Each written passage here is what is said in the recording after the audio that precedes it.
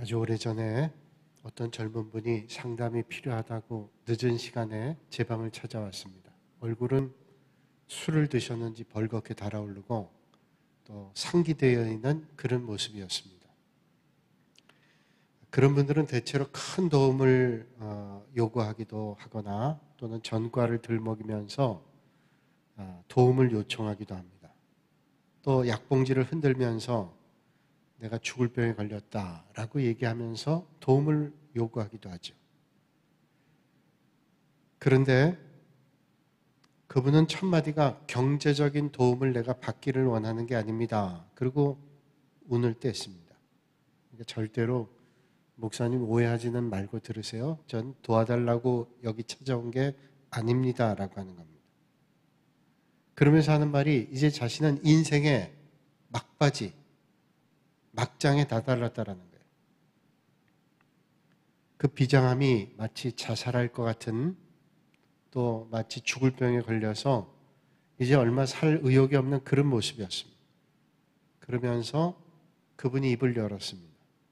나 같은 사람도 살아야 될까요? 하는 겁니다. 나 같은 사람도 살아야 될까요? 하는 말은 살 필요가 없다는 말이죠. 그 말은 한편으로는 너무도 살고 싶다는 말이기도 하죠. 나 같은 사람도 살 필요가 있을까요? 그분의 말을 자초지종을 들어보니까 자기가 사랑했던 가족들이 다 자기를 버리고 떠나고 가장 사랑했던 아내마저도 자기를 버렸다는 거예요. 그러니 내가 살 의욕이 있냐? 살 필요가 있냐? 그리고 살아야 된다면 살아야 될 이유를 말씀해 달라는 거예요. 오늘 살아가는 현대인들은 무척 피곤해 있습니다. 우리 주위를 둘러봐도 위로하거나 격려해 주거나 희망을 주는 것들 찾기가 쉽지 않습니다. 이 세상에 가장 필요한 것은 평안입니다만 우리는 평안하지 못하기 때문에 늘 불안하고 평안을 갈구하죠. 그래서 인사할 때도 한 주간 평안하셨습니까? 라고 묻습니다. 왜? 평안이 원하지만 쉽지 않기 때문이라는 거죠. 많은 편리한 장비들이 우리를 편안하게 해줍니다. 그런데 그 편리한 장비들이 우리를 편안하게 해주지만 그 편리한 장비들이 우리를 평안하게 하지는 못합니다. 몸 편할 수 있어요. 그러나 우리의 심령은 그것 때문에 평안함을 얻고 있지는 못하다는 겁니다. 텔레비전 프로그램 가운데 다큐멘터리 프로그램인데 나는 자연인이다 하는 프로그램이 있습니다. 많은 분들이 보죠. 시청률이 높은 프로그램입니다. 저도 가끔 보면 아주 재미있게 봅니다. 산속에 들어가서 사는 사람들의 모습을 다큐멘터리로 엮은 겁니다. 산에 산다는 게 얼마나 불편합니까? 좋은 장비들, 좋은 물건들 쓸 수 없어요. 뭐 전기가 들어오길 하나요? 아주 깊은 산속에 사는 사람들은 촛불을 켜고 삽니다. 불편하기가 그지없어요. 그런데 산속에 들어가 삽니다. 프로그램을 진행하면서 출연자에게 진행자가 묻습니다. 어쩌다가 산속에 들어와 살게 됐나요?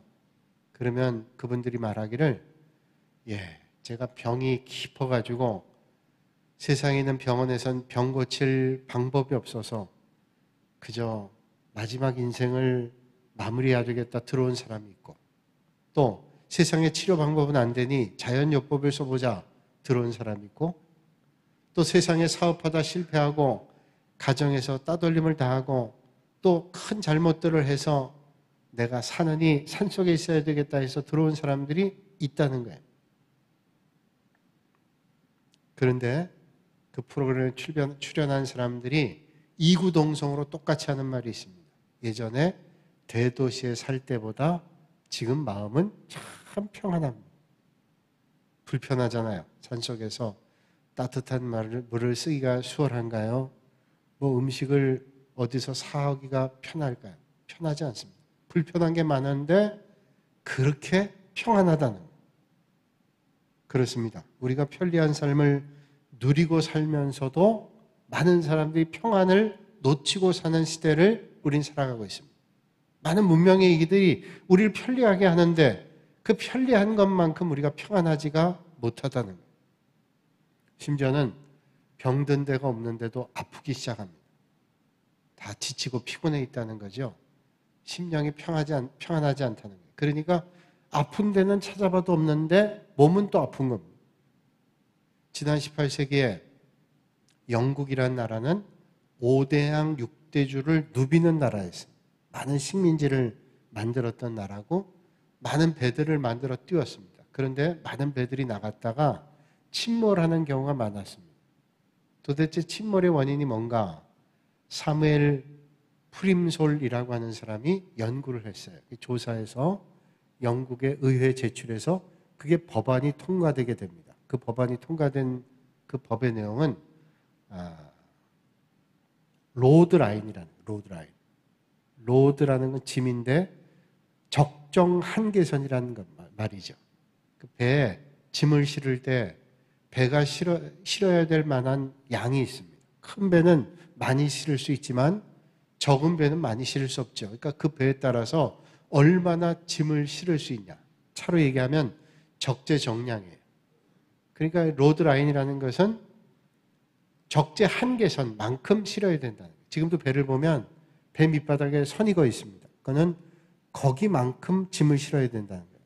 배를 물 위에 띄워놓고 물 위에서 가라앉는 무게가 있잖아요.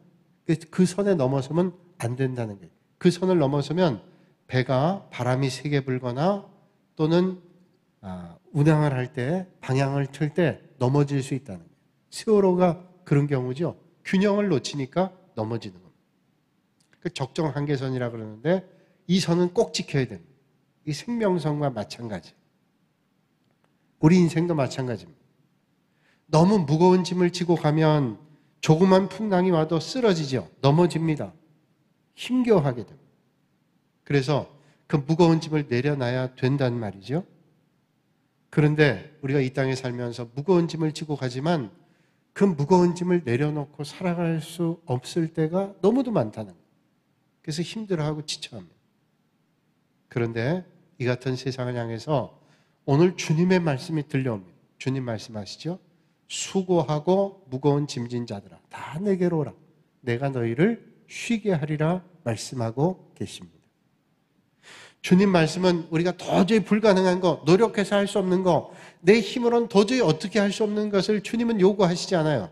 그저 수고하고 무거운 짐진 자들, 이 세상에 있는 사람들 향해서 오라고 말씀하십니다. 오기만 하면 너희 짐을 내가 가볍게 하겠다라고 말씀해 주시는 거예요. 오늘 우리가 지치고 피곤한 삶을 살면서 우리가 쉴 수 있는 평안을 원하는데 이 세상에 어딜 봐도 내 짐을 져줄 사람이 없어요. 그런데 주님은 아무런 조건도 제시하지 않고 그저 수고하고 무거운 짐을 지렀다면 오라는 겁니다. 그러면 너에게 평안함을 주시겠다고 말씀하는 거예요. 그러면 다 주님께 가면 되잖아요. 그런데 이 세상에 있는 많은 사람들이 주님께 가는 방법을 몰라서 안식과 평안을 찾지를 못하고 있습니다. 그런데 우리가 주님께 나가야 안식과 평안을 찾을 수 있기 때문에 주님 앞에 가야 되는 거예요. 그 방법을 알아야 된다는 거죠. 어떤 분들은 이렇게 말합니다. 예수 안 믿어도 돼요. 나 예수님 안 믿어도 잘 되는 걸. 예수 안 믿어도 돼요. 그런데 여러분, 이 땅에 왔다가 이 세상을 떠나는 인생 가운데 늘 평안한 삶이 있을까요? 잘 될 때는 내가 다 잘 되는데 뭐가 필요해? 그렇게 인생을 살다 가든가요? 어떤 때는 도저히 해결할 수 없는 문제를 만나기도 해요. 그때 우리는 어떻게 해야 될까요? 어떤 사람들이 얘기하는 거죠. 나 예수 안 믿어도 돼. 그러면서 말합니다. 나는 그리스도의 초대에 응할 이유가 없습니다. 관심 없어요. 나는 지금 충분히 평안하기 때문에 또 편하기 때문에 그렇다는 거예요. 그냥 이대로 좋다는 겁니다. 너희들이나 예수 믿고 평안을 누리라는 거죠. 나는 충분히 평안하다. 그런데 정말로 그럴까요? 오늘 인간이 누리는 수많은 종류의 평안 가운데 그 평안이 진짜 평안이 아니라 거짓되고 위장된 평안이 얼마나 많은지를 몰라요. 그러면서 그게 평안인 줄 압니다. 그 평안은 진정한 평안이 아닌데 마치 그것이 진정한 평안인 것처럼 속고 살아갈 때가 있어요. 그러다가 풍랑을 만나고 어려움을 만나면 당황이 돼요. 어떻게 해야 되느냐? 가짜 평안에 속고 살았기 때문에. 그래서 어떤 사람은 마약 중독에 빠지거나 알코올 중독에 빠져요. 마약을 하면 싹 잊어버린다죠. 너무 좋대요. 그래서 마약이 떨어지면 더 고통이 많은 겁니다. 그래서 마약을 구해서 하고 또 술을 먹습니다. 술 먹으면 잊어버린대요.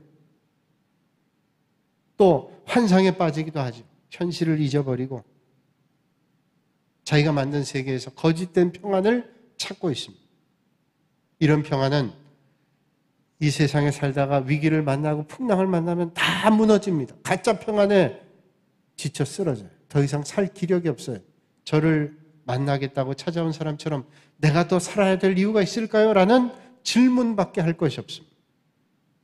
만일 오늘 이 아침에 길 가는 사람에게 붙잡아 놓고 당신이 가장 원하는 게 뭡니까? 라고 묻는다면 뭐라고 대답할까요? 가장 당신이 원하는 게 뭐예요? 아마 많은 사람이 짐작해 보건대 돈이요. 그럴지 모르겠어요. 물질입니다. 또 어떤 사람은 건강이라고 얘기할 거예요. 내가 수억만큼의 돈이 있다 할지라도 내 병을 고칠 수만 있다면 건강일 수 있을 거예요. 또 어떤 분들은 오랫동안 일거리가 없어서 직장을 강구한다면 직장이라고 말할 겁니다. 또 결혼을 소망하고 있는 사람이 있다면 결혼이라고 말할 겁니다.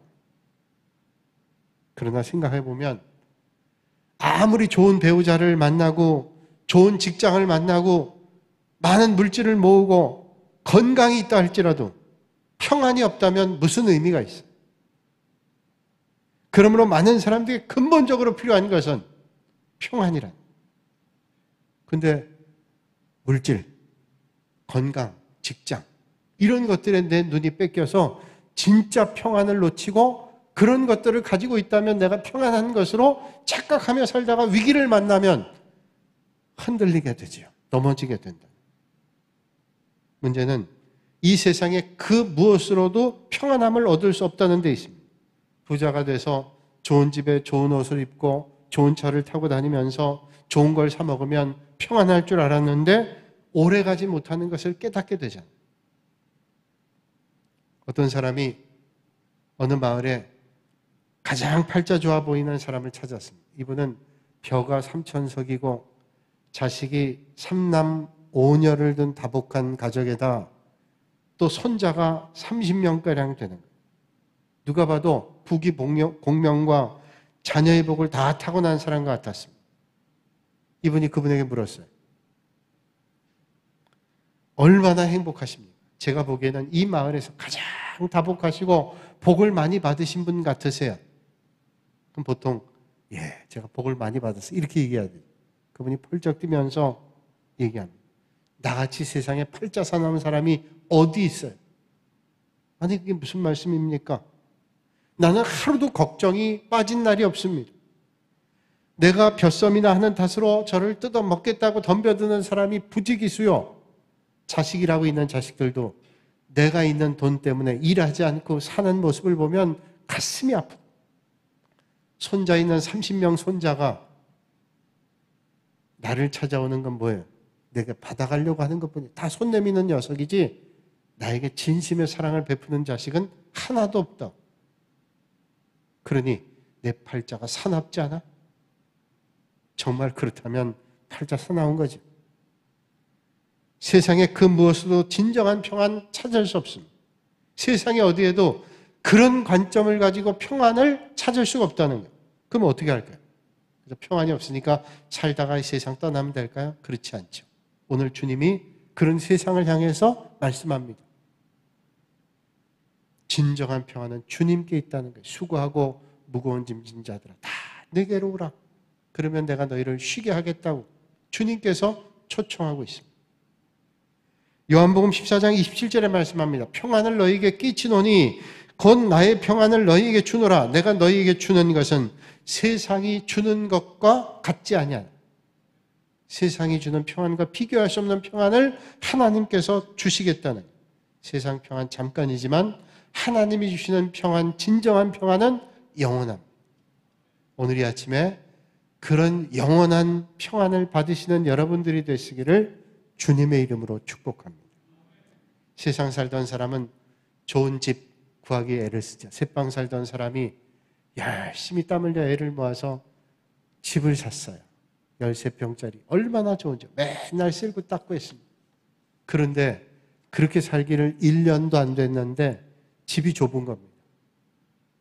점점 보는데 옆에 사람들이 보는데 사는 걸 보니까 집이 커요. 불편하고 불평이 생깁니다.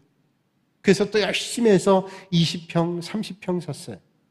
그러면 영원히 평안해야 되잖아요. 그런데 영원히 평안하지 않습니다. 사람 마음이 그래요. 대학 입시를 위해서 공부하거나 취직시험을 준비한 사람들이 대학을 입학하거나 취직을 하게 되면 평안하고 행복할 줄 알았는데 그것도 얼마 가지 않습니다.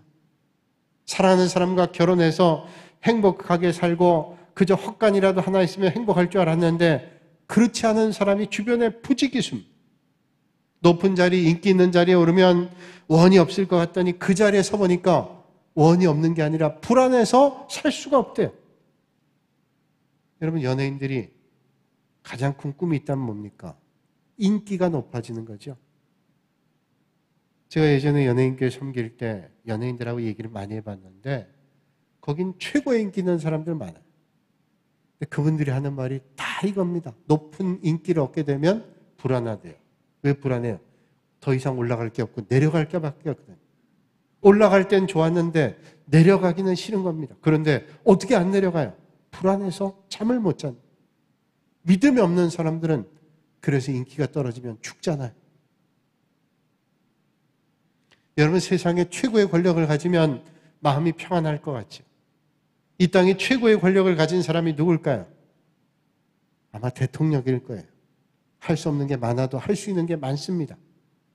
그래서 대통령 권력이 있는데 세상에 최고의 권력이라면 누굴까요? 아마 최고 강대국인 미국의 대통령이겠죠. 그럼 미국의 대통령은 평안할까요? 아마 해보지 않아도 아실 거예요. 절대로 평안하지 않을 거다. 미국의 대통령은 자기 비행기가 있고 자기 헬리콥터가 있고 자기 자동차가 있고 자기 배가 있습니다. 1호지요. 물론 대통령이 끝나면 반납하지만 그 1호 자동차는 무게가 무려 8톤이라 그러면 8톤. 장갑차하고 똑같아요.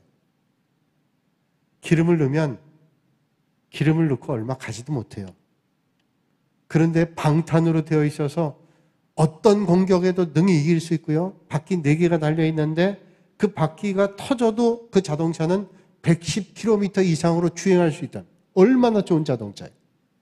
보통 그런 자동차의 가격은 20억에서 50억가량 된답니다. 그런데 그런 자동차를 타고 다녀도 불안해요. 자기를 죽이려는 사람이 있다면 불안한 겁니다. 북한의 김정은 얼마나 철통 같은 수비를 하고 있어요. 그런데 두려워하죠. 세상에는 어떤 권력과 권세를 가지고 많은 걸 누린다 할지라도 진정한 평안을 갖기가 어렵다는 거예요. 그래서 한자 이런 말이 있습니다. 부즉다사란 말이에요. 물질을 많이 가지고 있는데 일이 많다는 거예요. 물질은 많은데 일이 많다는 말은 이 일이 많다는 말은 고통스러운 일, 괴로운 일이 많다는 거예요. 물질이 많은데 고통이 많다는 거예요. 또 이런 말이 있습니다. 고목질풍. 고목은 높은 곳에 세운 나무예요. 그런데 바람을 드세게 받습니다. 높은 자리에 있다고 바람이 없나요? 높은 자리에 있는 사람은 더 큰 바람을 받습니다. 요즘 보세요. 높은 자리에 있는 사람들이 얼마나 바람을 많이 받아요. 낮은 곳에 있으면 바람 덜 받아요. 그래서 높은 자리에 있다고 세 사람이 평안하지 않습니다. 세상에 어떤 것도 그 세상에서 평안을 얻으려면 평안이 없다는 거예요. 그러나 하나님이 주시는 평안은 환경이나 물질 때문에 생기는 것이 아니라 내 삶에 하나님께서 내 심령에 주시는 은혜로 풍성함을 누리기 때문에 하나님이 주시는 평안은 영원하고 진정하다고 하는 것을 우리에게 말씀해 줍니다. 예수님께서 일생 바다로 잔뼈가 굵은 어부들과 함께 배를 타고 가는데 풍랑을 만났어요. 얼마나 어부들이 불안했는지 배 밑바닥에 주무시고 계시는 주님을 깨우지요. 예수님께서 왜 이렇게 난리냐 그러면서 밖에 나가서 바다를 향해서 소리칩니다. 잔잔하라, 잔잔했어요. 그러면 어부들은 바다 경험을 많이 한 사람인데 왜 갈릴리 바다에서 그렇게 두려워서 야단을 쳤을까요? 그런데 그 난리통에도 주님은 어떻게 주무시고 계셨을까요? 주님은 영원한 평안이시기 때문에. 바울과 실라가 복음을 전하다가 귀신 들린 아이를 고쳤습니다. 그것 때문에 밥벌이 하던 주인이 바울과 실라를 고발해서 나쁜 짓 하다 고발당한 게 아니라 좋은 일하고 하나님의 영광 위에 일하다가 고발당해서 옥에서 피가 쏟아지도록 맞았습니다. 그런데 그 감옥에서 바울과 실라가 불평하고 원망했던가요? 찬송을 불렀습니다. 어떻게 찬송을 불렀어요? 하나님이 주시는 평안이 그들을 사로잡았기 때문에. 여러분, 오늘도 여러분 삶의 자리가 어떻다 할지라도 하나님이 주시는 진정한 평안이 여러분들의 삶을 지배하실 수 있기를 주님의 이름으로 축복합니다. 수고하고 무거운 짐진 자들아 다 내게로 오라 말씀하세요. 여기 내게로 오라는 말씀 뭘까요? 주님께 오라는 거예요. 이 세상에 어떤 인생도 수고하고 짐 없는 인생이 없는데 이 세상에는 모든 인생이 그러니 주님께로 오라고, 그래야 진정한 평안을 만난다고 주님께서 말씀하고 있는 겁니다. 그런데 세상 사람들은 눈에 보이는 복을 따라가요. 눈에 보이는 평안이 진짜인 줄 알고 따라갑니다. 그러다가 넘어지죠. 그런데 이 세상에 보여지는 복은 복일 수도 있지만 복이 아닐 수도 있는 거 아시죠? 왜 그럴까요? 세상에 오래 사는 게 복이라고 하지만 반면에 오래 사는 게 욕이 되는 인생도 있어요. 그렇잖아요. 야, 오래 살아 복된 사람도 있지만 오래 살아서 솔직히 얘기하면 욕된 인생도 있잖아요.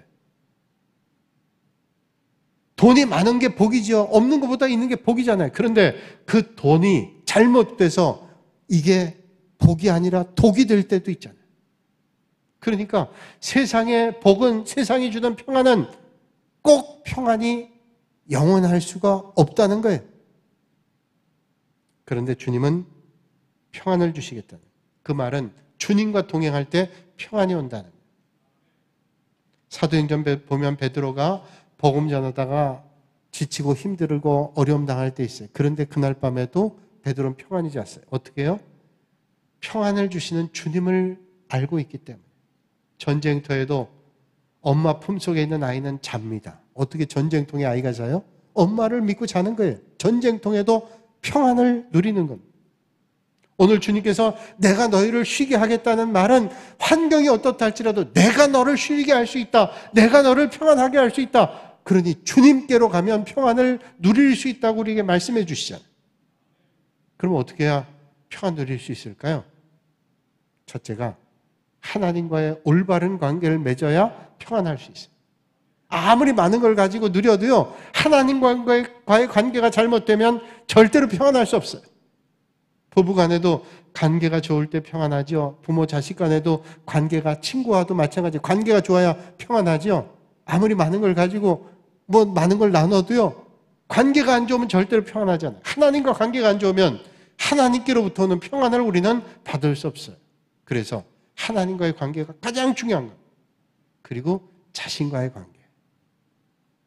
오늘도 이 땅에 사는 사람들이 자신과 관계가 잘못된 사람이 얼마나 많아요. 양심과 정욕이 마음속에 싸움을 합니다. 이성과 본능이 싸움을 합니다. 겉으로는 웃지만 속에서는 분노가 치밀어 오릅니다. 내 속에는 지킬 박사와 하이드가 싸움을 합니다. 그래서 마음에 평안이 있을까요? 없어요. 하나님과의 관계가 깨지고 자기 관계가 깨지면 평안이 없습니다. 그런데 주님께서 내 마음에 찾아오시면 내 마음에 평안이 오고 하나님과의 관계에 평안이 오게 돼서 평안할 수 있어요. 우리나라에 선교사님이 처음 왔을 때 선교본부에서 자동차를 보냈어요. 처음엔 아니고 이제 좀 지난 다음에 자동차를 보내서 전국을 선교하도록. 우리나라는 장로교, 감리교가 선교 지역을 분할해가지고 5지역으로 분열했습니다. 그래서 미 북장로교, 남장로교, 미 북감리회, 남감리회, 호주 장로교 해가지고 지역별로 분할했습니다. 그 지역을 다 다녀봐야 되기 때문에 길은 좋지 않았지만 하여튼 그 자동차로 다녔는데 어떤 선교사님이 그 차를 타고 다니는, 요즘 같은 승용차가 아니라 트럭 같은 차입니다. 차를 타고 가는데 어떤 할머니가 장을 보고 오는데 머리에 짐을 이고 가는 거예요. 너무 무겁게 짐을 이고 가니까 할머니가 안 돼서 선교사님이 창문 열고 얘기합니다. 할머니, 차를 타세요. 할머니가 머뭇거리다가 예, 고맙습니다. 그리고 탔어요. 근데 할머니가 차를 타고 가는데 머리에 계속 짐을 이고 가는 거예요. 그래서 왜 짐을 이고 가십니까? 뭐 무슨 이유가 있나? 봤는데 계속 짐을 이고 갑니다. 그래서 할머니에게 말씀한 거예요. 선교사님이, 할머니 그 짐 내려놓으세요. 힘들게 그 타고 가면서 짐을 머리에 이고 가세요. 그랬더니 할머니 하신 말씀이, 아니 내가 나 혼자 타는 것도 미안한데 짐까지 태우면 어떡해? 그러더라. 참 바보 같은 얘기죠? 어리석은 얘기죠? 그런데 우리가 이 땅에 살면서 믿음의 길을 걸으면서 똑같이 살 때가 있어요. 예수님 믿는다 그러면서 주님 주시는 평안 가운데 살면서 우리는 아직도 세상의 짐을 머리에 이고 갑니다. 어리석은 인생이죠. 인생의 무거운 짐을 주님께 맡기라고 수고하고 무거운 짐 진 자들아 다 내게로 오라고, 내가 너희를 쉬게 하겠다 그러는데 아직도 짐을 지고 갑니다. 그러면서 주님, 이 짐은 내가 지고 갈게요. 주님은 내려놓으라고 그토록 말씀하고 계시는, 여러분 이 시간 죄의 짐, 질병의 짐, 가난의 짐, 고통의 짐, 미움의 짐, 저주의 짐 다 주님 앞에 내려놓고 하나님이 주시는 평안을 누리실 수 있기를 주님의 이름으로 축원합니다. 온전히 주님께 맡기는 거예요.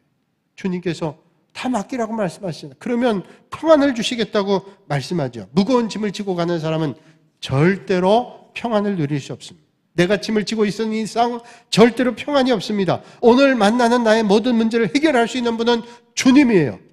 전쟁과 천재지변이 일어나고 온 세상의 기초가 흔들린다 할지라도 전능하신 하나님께서 오늘도 만물을 다스린다, 오늘도 하나님의 역사를 주관하신다 믿는다면 평안을 우리는 누릴 수 있어요. 리빙스턴 선교사님이 아프리카 선교하다가 영국의 모교에서 강연을 부탁받아 하게 됐습니다. 강연을 다 하고 나서 한 학생이 질문합니다. 선교사님, 어떻게 선교사님은 맹수의 위협과 풍토병의 위협과 식인종들의 위협을, 그런 죽음의 위협 속에서 담대하게 이겨낼 수 있었습니까? 솔직히 선교사님 두렵지 않았습니까? 모든 학생들이 궁금했던 질문. 저분도 사람인데 맹수의 위협, 식인종의 위협, 풍토병의 위협, 그 위협이 정말로 두렵지 않았을까? 두려웠을 거야. 그때 리빙스턴이 대답합니다. 세상 끝날까지 너와 함께 하리라, 그 주님의 말씀을 믿으니 두렵지 않았어. 세상 끝날까지 나와 함께 하겠다는 주님 말씀을 믿을 때 나는 절대로 두렵지 않았어. 그런데 그 말씀을 잊어버리고 내 믿음이 떠날 때 너무 두려웠어. 하나님의 말씀이 내 안에 가득 찰 땐 두려움이 없었는데 그 말씀이 떠날 때 두려웠다. 오늘 아침에 제 신학대학원 동기들 카톡방이 있는데, 그래서 카톡방에 한 동기 친구 목사님이 한 30여 년 동안 브라질의 아마존에서 선교하는 선교사님, 김철기 선교사님이라는 분이 계신데 그 선교사님께 카톡을 보냈어요. 이제 그 카톡방 전체에서 하는 거 하니까 다 볼 수 있는 거죠. 그 선교사님이 잘 있다 그러는 거예요. 그 코로나 상황이 어떠냐고 묻는 질문에 내가 살고 있는 아마존의 인디오들이 98%가 코로나에 걸렸대요. 자기는 또 역시 코로나에 걸려서 죽다 살아났대요. 그래도 다행인 것은 인디오의 그 말라리아 약들, 그 사람들이 말라리아 약들을 정기적으로 먹는데 그 현지 있는 사람도 그 때문에 사망률은 많지 않대요. 좀 떨어졌대요. 근데 자기도 코로나에 걸렸다가 간신을 하고, 사모님은 그 인디오 지역의 아마존에서 선교하다가 몇 년 전에 풍토병으로 세상 떠났어요. 혼자 거기서 사역을 계속하는 거예요. 그 소식을 듣고 어떤 친구 목사님도 얘기한, 선교사님 언제 한번 뵐까요? 지금 모두가 힘든데 한번 나오셔야 되지 않습니까? 그때 그 선교사님이 이렇게 대답했어요. 제가 여기다가 제 아내처럼 죽을지 모르지만 주님께 맡기고 오늘도 내게 맡겨주신 사역을 감당하고 있습니다. 주님께 맡기고. 여러분, 내가 짐을 질 땐 너무 무거운 거예요. 그런데 내가 져야 될 짐을 주님께 맡기면, 주님께서 운전하시는 그 차에 타라, 내가 짐을 맡기면 더 이상 그 짐은 무거운 짐이 아니에요. 길리기아 다소의 사울이 바울 되기 전에 얼마나 혈기가 왕성하고 예수 믿는 사람 핍박하고 죽이겠다고 혈안이 돼 있어요. 그때 길리기아 다소의 사울이 평안했을까요? 아니요, 평안하지 않았어요. 그러나 다메섹 도상에서 주님을 만난 다음에 바울이 되고 난 다음에 그는 자기를 죽이겠다고 했던 특공대가 조직이 되고 가는 곳마다 고난을 당했지만 그의 마음에는 평안이 있었다고 주님은 말씀하죠. 오늘 우리가 무거운 짐 가지고 계세요? 우리가 져야 될 짐이 있습니까? 주님께 나오십시오. 주님께서 여러분들에게 진정한 평안을 주실 것입니다. 오늘 주님께서 저와 여러분들에게 말씀하고 계십니다. 수고하고 무거운 짐진 자들아 다 내게로 오라. 내가 너희를 쉬게 하리라. 주님의 은혜가 여러분들에게 있으시기를 주님의 이름으로 축원합니다. 거룩하신 아버지 하나님, 힘들고 어려운 오늘의 삶을 살아가는 사랑하는 믿음의 권속들이 오늘 주님의 음성을 듣고 수고하고 무거운 짐진 자들아 다 내게로 오라. 내가 너희를 쉬게 하겠다 하는 주님의 말씀처럼 하나님 주시는 진정한 평안과 은혜가 넘치는 이 아침이 되게 하여 주시옵소서. 예수님의 이름으로 기도하옵나이다. 아멘.